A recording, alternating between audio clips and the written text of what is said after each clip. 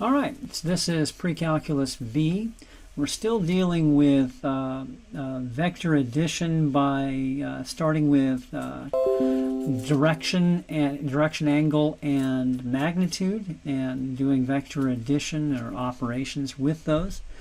The technique I used was to convert them using something similar to r cis theta, which is basically the magnitude times the cosine of the horizontal component and the magnitude times the sine of the vertical component times I and j, right? The two formulas look different when you write them down, but they're really the same thing. And so we found the component sum of the two vectors, but that's not typically where we leave things. And the other video is getting long, so I decided to split it. So let's go ahead and finish the problem we started in the last one. We have f1 plus f2 equals 75 root 3 plus 100 root 2i plus negative 75 plus 100 root 2j. Okay, that's not typically the way we would see these. So we want to find the magnitude of this vector. Okay, so the magnitude of the vector, I'm going to put this up over here. The magnitude of f1 plus f2, which is the resultant vector, is, and I'm going to go ahead and just enter this here in Desmos rather than, well, yeah, I'll go ahead and write it out. So it is the Pythagorean theorem, 75 root 3 plus 100 root 2 squared plus negative 75 plus 100 root 2 squared square root. Okay, and let's go ahead and enter that in Desmos here. Okay, so square root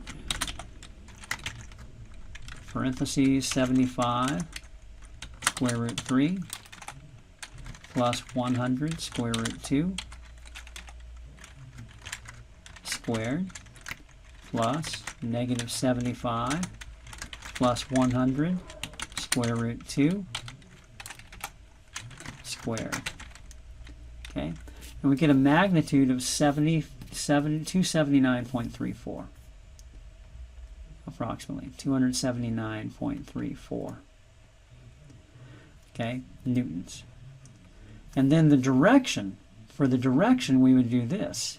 Theta is arctangent of the y component, negative 75 plus 100 root 2, over the x component, 75 root 3 plus 100 root 2.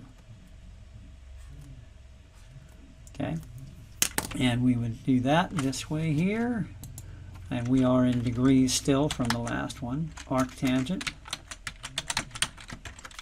negative 75 plus 100 square root 2 divided by 75 square root 3 plus 100 square root 2. Okay, we get an angle, a direction vector, a direction angle of 13.76 degrees. 13.76 degrees.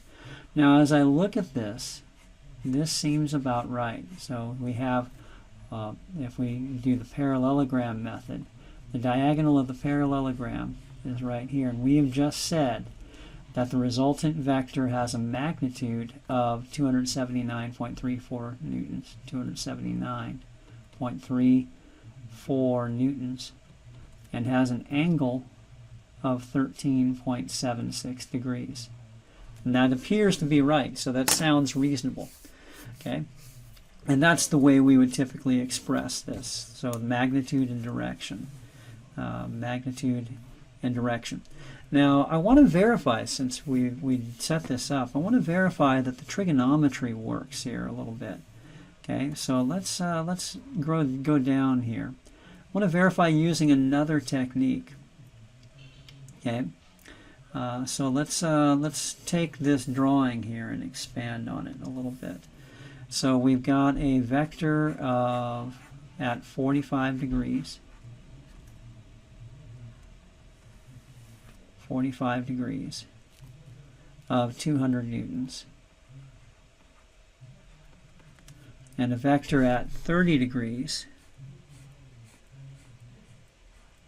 of 150 newtons at 30 degrees. Okay, and if I complete the parallelogram right here,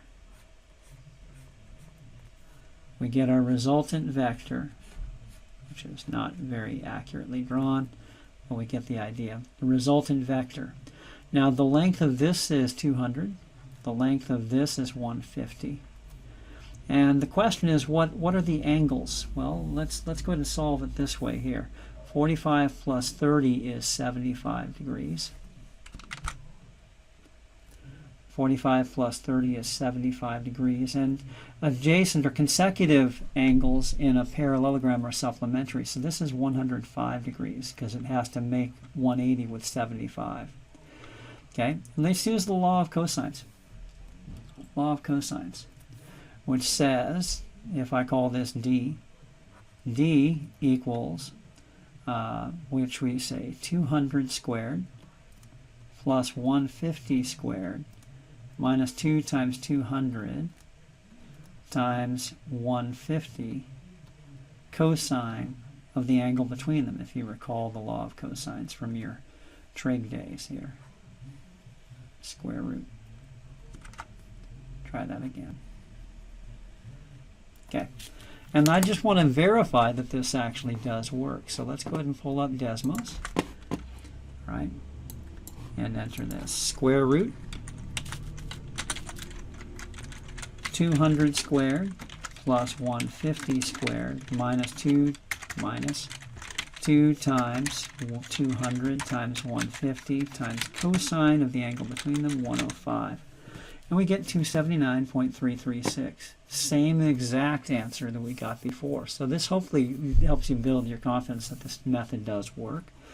If we wanted to find the angle or the direction, I would now use the law of sines, right?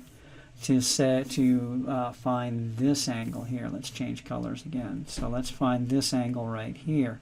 Let's call this x, right?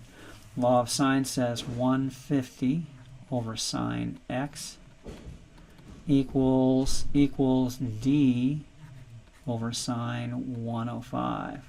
And d is a quantity that we know. So x is 150 sine 105, divide d, and take the arc sine. So sine x. Let's do it this way. Okay. Take the arc sine. Just solving algebraically here.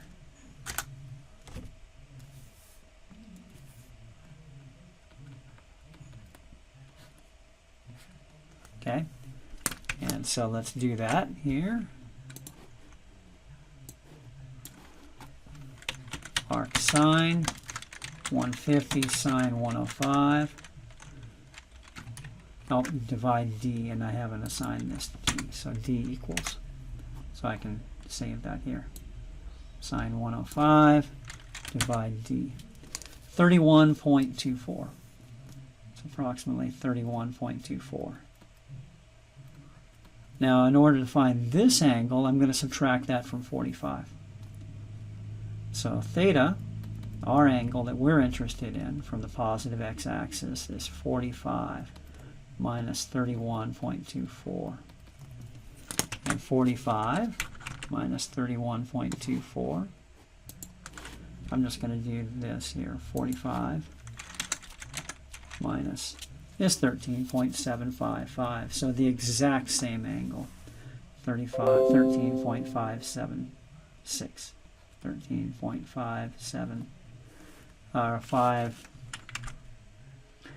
13.76 degrees.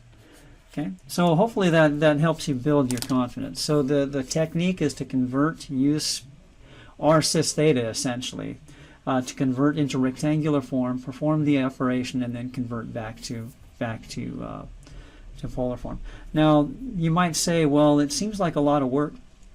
It is. However, if you use computer technology and so forth, the conversions aren't so difficult using graphing calculators or Desmos and so forth and so on. But yeah, it is a lot of work.